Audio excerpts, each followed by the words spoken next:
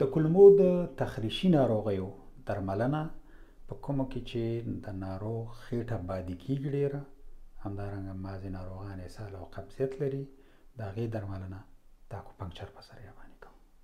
د کولمو د تخریشي ناروغیو د درملنې لپاره یوه نقطه چې ده هغه د معدې 15مه نقطه ده، کومه چې د دې نوم څخه دواړو خواو ته 2 کن ځای لري.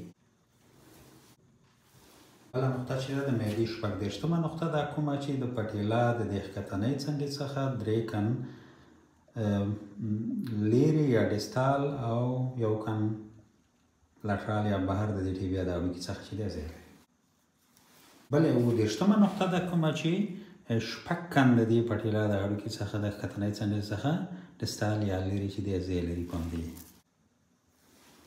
بله نقطه د توري 9مه نقطه ده، کومه چې د دې ټیبیا د سر په ښکتنۍ ژوره برخه کې یعنې داخل اړخ ته دلته چې دی ځای لري.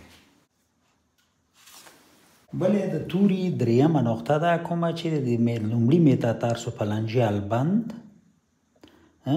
په پروکسیمال برخه کې چې دی ځای لري.